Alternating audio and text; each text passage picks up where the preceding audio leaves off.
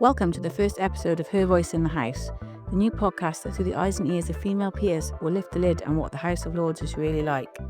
In their own words, they will share what it's like to be a peer, the issues they're championing, and their views on the role of the upper chamber and its place in both the UK and global democracies. In this first episode, I sit down with Baroness Gabby Bertin, a Conservative peer, on the day her amendments holding the government to account on the crime and policing bill were debated. She discusses why this moment mattered, the impact of her independent review into the regulation of online porn, and the next steps in her campaign for its implementation. Could you just first introduce yourself, say who you are and what your role is? Yes. So my name's Gabby Bertin. I'm a member of the House of Lords. I'm a Conservative peer and I'm a backbench peer, but very much a working backbench peer. Fantastic. So to kick off, if you could talk a little bit about your background and perhaps the defining moment that led you to where you are today. Yeah. Well, so my background, I actually started off in the city, believe it or not. I was an equity trader. And I was not very good at it. And so I decided that I should seek a more interesting and perhaps more fulfilling career in something that I might potentially be good at. And I had a lucky break and I managed to get a job in Westminster, having not been particularly political. And at first, when I was very young and joined the Conservative Party, I can remember being rather sort of embarrassed that I hadn't been reading Hansard under the, bed covers, and that I wasn't particularly well versed in sort of party politics. I wasn't particularly.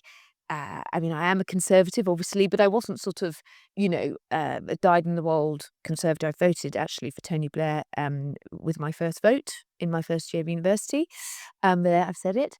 But Recorded now? I don't know. But just to emphasise my point that I had a lucky break. I got into politics, and I just loved it. I just thought, gosh, this is a sort of way to make change. It's also an interesting, and at the time it was, I was a press secretary, I was a press officer, and I loved dealing with the journalists and the sort of cut and thrust of that life really, and being so kind of front line, and that being that broker, if you like, between the politicians, the journalists, was a very fulfilling job, and I had a great deal of good fortune in that I was assigned to David Cameron, who was a backbench MP. Nobody knew who he was, but little did I know, because I was so low down the food chain, that Michael Howard had spotted him to be a potential leader. And so suddenly the infrastructure was being put around him, and I was part of that team. And then before we knew it, we were in number 10 and I was his press secretary. So it was one heck of a ride. Okay, and would you say there was sort of one political moment that inspired you to make that switch from your sort of first job to politics, or a particular individual you just... Well, I think that David Cameron was my, and actually I must also credit Liam Fox. So I worked firstly with Liam Fox, but I really, I felt that I felt that you can make a real change with the policies, with the way you communicate those policies. And David Cameron certainly was a huge inspiration sort of from the very beginning, really. So, no, it was a great privilege to work with him.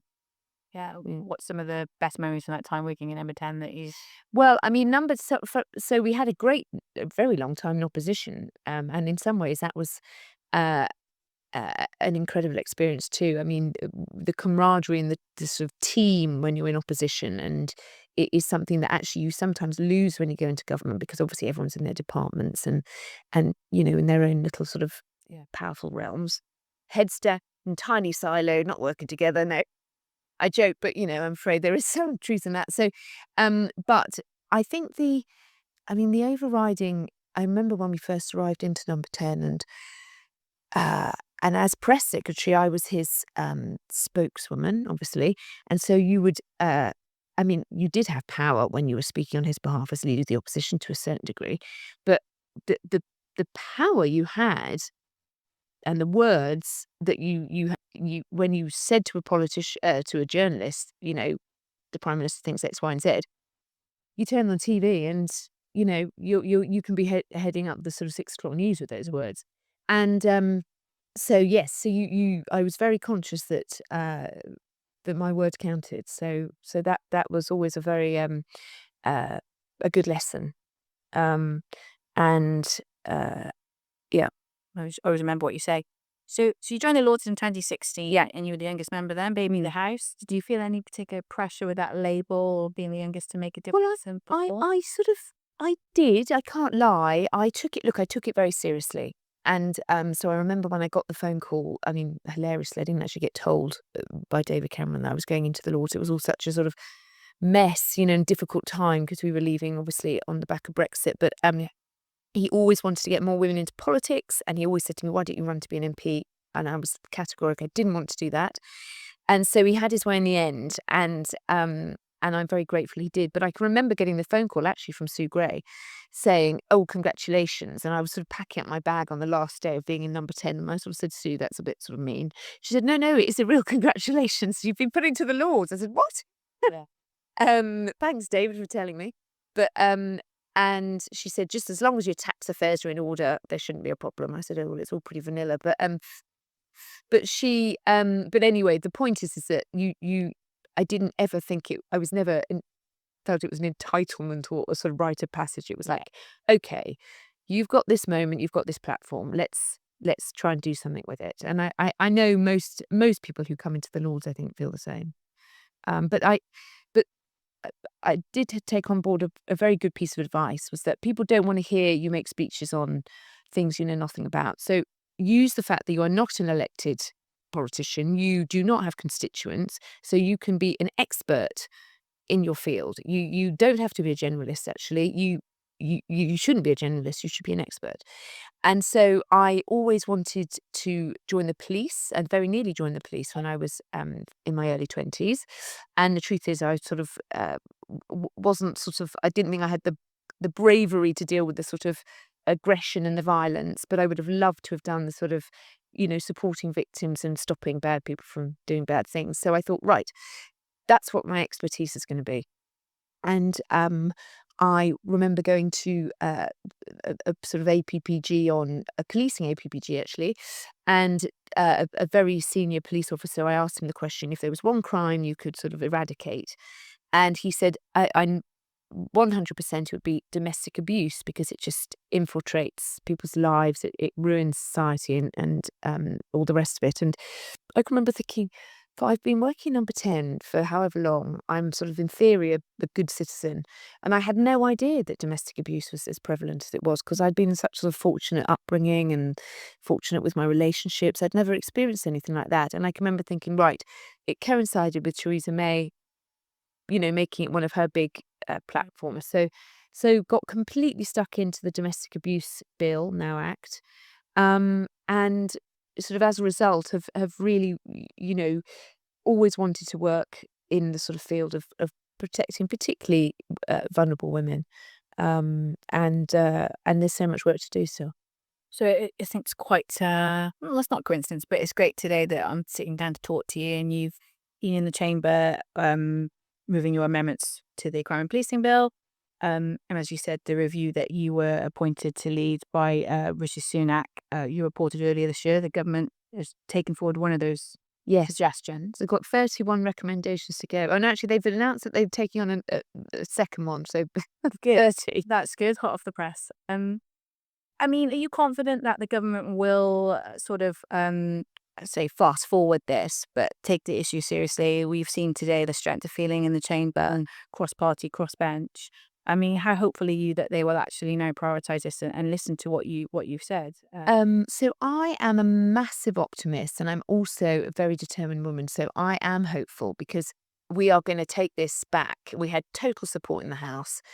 And I would not want to be the minister of the dispatch box, sort of disappointing this chamber, but also then seeing that we vote on it and it goes back to the Commons. I think that would be very, very difficult for the government, because there they are, they're wanting to halve violence against women and girls in a decade. They want to prevent violence against women. And yet, if they can't come up with a proper strategy around online pornography, then that's just that's not good. So I don't know. I think the meetings I've had with Baroness Levitt already, I feel confident about. So I am optimistic that we will persuade them to get to a better place than they are at the moment. But it shouldn't be. Look, it's totally suboptimal that it is me and others driving amendments through a bill to try and get the recommendations that we did in a review, and to try and push this stuff through. It should be a government-led initiative with all the bells and whistles. So that is suboptimal for sure. But it's not going to stop us from keeping going. So what will be your next steps then in the campaign to keep pushing the government and Well, I mean, we will obviously see it through this parliamentary process, but I've set up a task force, pornography review task force, where we've got the chairman of M&C Saatchi, Deputy Commissioner of the Met Police, Matt Dukes. We've got the British Board of Film classification. We've got a huge range of really, really committed people who want to see this change. So we are just going to keep going at this because it's difficult to make these changes, and of course the content out there is vast, but I really think there's going to be some international cooperation as well. Good. And it's just, I feel like we're at an inflection moment, really, because if you'd asked me 5 years ago, and indeed many colleagues tried to do this 5 or 10 years ago, in some ways we weren't ready, because people now, I mean, it's tragic that we have to get to a place where people now see that so much harm's being done, but sometimes that is just a reality of big changes. It needs to sort of get really bad before it gets better. I think people are also waking up to the technology, that how it's advancing and the speed, Yes. and how you can't really stop it, but fully. But there's safeguards that you can put in place, and there's practical steps that you can do. And Yeah, and I think that the shocking statistics around choking, Yeah. and strangulation porn. I mean, that is not because people suddenly like, oh, we really like strangulation porn. That is because they've been watching that content driven by the porn industry, and it's now changing behaviours. Yeah. No way. Yeah, and it's that I think the scary part of it being normalized, and that harm we're seeing across society. So, what do you think is the one thing people most often misunderstand about your role as a peer, and that they think if you could share with them that they would I be don't. surprised? I don't think people know what we do, actually, and that I think we've got to be much better. And part of the reasons why I'm doing this interview now, I think we have to be much better about explaining what do we do, what are we there for, what is our purpose. And we are, like I said, many of us are experts in our field. We take legislation that sometimes, the House of Commons, they're generalists, they're very sort of party led, because of the nature of the way the Commons is structured and getting jobs, and whereas we are not so much, because we can be led by the issues and by the sort of uh, we are not as party political. So we really do, I think, represent a real, if you like, uh, amending, and sort of, someone described it to me as, it's like having laundry put in, and we sort of iron it, wash it, and make sure it's sort of, I love that. fit for purpose. And we definitely shouldn't be trying to change the sort of will of the House of Commons. I do accept that there should be limitations on what we're trying to do, but I really think when there is a genuine error, or there is a genuine sort of uh, problem with drafting, or an omission, very often there are just total omissions that, and more, 9 times out of 10, it will be the campaigners will work with us in the Lords to really try and catch those balls that are about to be dropped. And I think there are many of us who do a good job on that across a whole wide range of issues. So, in terms of leadership, how would you define that, and what does it mean to you? Leadership. Well, I mean, look, in the case of the piece of work that I'm doing at the moment, leadership is having the willingness to speak up and be brave about an issue that is perhaps not comfortable, is not necessarily what everyone wants to do or hear, but that it's the right thing to do. And I think leadership in politics, you can't please everyone, and you have to just be true to your values, and to sort of properly communicate and explain, either to your party or the country, why these things are necessary. And I think that leaders, we need more good leaders coming to politics. We need to attract better people, and that is not to be remotely rude about the people who are in politics at the moment, but we have to show leadership, integrity, and honesty in the work that we do. And I'm hopeful that more good people want to join us. You mentioned earlier on about David Cameron and inspiring you to get involved in politics, public life. I mean, which other leaders do you kind of feel inspired by? Not necessarily here, but also on a global scale. I mean, thinking about the people that you've met throughout your career. Throughout my career, God, that's it. Well, I had I mean, it was quite incredible, the leaders you meet as when you're going around the world with the Prime Minister. Um, so, I mean, obviously, it was incredible to meet Obama in his sort of heyday, going on Air Force One, going to the White House. I mean, some extraordinary stories, really. I mean, it was my birthday, actually, when we were out there in the White House, and he was like, "Happy birthday," get a cake. I very nearly did. I think David Cameron said, "No, stop, this is too much." No. But, and, I can remember, actually, I thought Angela Merkel was, in my opinion, a very good leader. She's a strong woman, and she was kind as well. Again, I remember arriving in Berlin. I think I was pregnant. I think it was very early days pregnant, but not telling anyone. I must have looked exhausted. And she said, "Oh, my dear, I must make you a cup of tea. We look very tired." And that was ever so sweet. And she went off into the sort of sub kitchen in her office and came back with a cup of tea. But sorry, I'm making light of this. I mean, the other leader I met, quite incredibly, who obviously I don't praise, is Putin. Being in the same room as Putin, that was a very historic visit that we did. Yeah, I won't forget that.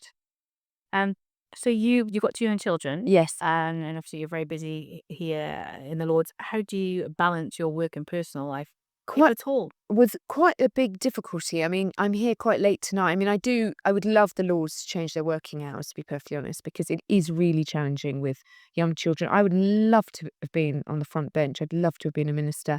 I'd love to be on the front bench now. But it strikes me as totally impossible, really, to do that with young children, because you would simply miss, you wouldn't be able to pick them up from school ever. Yeah. And you wouldn't be home ever. Yeah. For when they kind of need you. And that I'm afraid that is difficult. So the challenge is one that I share with many others. And I think politics, it does, you do have to make some sacrifices, for sure. Do you think there's an appetite to change the sitting hours of the Lords? I mean, sometimes we do see that the House sits a little bit earlier, and that's great because business, serves a bit more freely. But do you think, kind of there would be a cross-party, cross-bench campaign? I don't know. I mean, there certainly wasn't appetite for one a few years ago, but maybe there would be. I mean, I do honestly think when we've got a lot of business to get through, why do we have to have a dinner debate? I'm sorry, I know that sounds sort of controversial and obviously disappointing if you've worked hard on your debate and all the rest of it. But I do think there could be a slightly more practical, pragmatic, intelligent way of organising some of the business so that you can get through it. My husband says to me, "What other organisation in the world essentially starts work at sort of 4 p.m.?" Yeah. I mean, it's completely crackers. And as a result, I think, we are this sort of strange enigma that no one really understands sort of how we operate. So I personally think we should modernise the hours, yes. Maybe that could be your next campaign. My next campaign, watch this space. Yes. And is there sort of a habit or routine that you have that kind of keeps you same, but, helps you kind of manage your day, something that gives you that time from the job? Tennis. Yeah. Love tennis. Could play tennis all day. No, but I joke. I play tennis once a week, and that is the sort of only switch off time exercise red line. Yeah, good tennis. Good. So these are some of your colleagues have said these are the tougher questions that I'm asking. But what advice would you give to your younger self? So I would say to my younger self, do not doubt yourself. Do not worry so much. Don't worry so much. It's, just do your best, work hard, and also do what you want to do. Don't be a pleaser and don't do what you think you ought to do. Because actually, I should have joined the police. I'd have loved it. And I sometimes think back and think, oh, actually, for a variety of reasons, I didn't. And actually, probably if I'd just been like, whatever, let's do it. Yeah. So just sort of do what you want to do. Be and not be selfish in a sort of terrible way, but it's your life and you only have one. Make the decisions. Yeah. And what message would you pass on to the next generation of women then who perhaps are interested in public service, maybe starting to be an MP or a councillor or getting involved in politics, a similar route that you? Yeah. Well, I would say please do it. We are doing everything we can to try and make the environment less abusive, more, just a more a nicer place to be. I think that will obviously take time, and it is a difficult arena, and you do have to have quite a thick skin. But I think we just need more. Like I said before, more good people need to join, and so I would encourage you to join and to sign up, whatever party. You can't leave the pitch. We can't leave the pitch for bad people or people with not good aims to just take over. Mm. And then finally, if you could describe the Lords in one word, what would that be? Oh, gosh, that's a really hard question. Brilliant. No, I think that is so hard. The Lords, expert. That's an interesting choice. Yeah, experts. I think that's what I would say. Yeah. Well, great. Well, thanks so much, Gabby, for sitting down with us today. Thanks for having me. Voice in the House, and maybe we'll have you back on again. See how your campaign is going, and changing the law and changing the world. Yeah, well, I'd love to. Thank you for having me. Thanks for listening to the first episode of Her Voice in the House. Please like, subscribe, and share the podcast, and get in touch with a few suggestions on who you'd like us to feature in a future episode.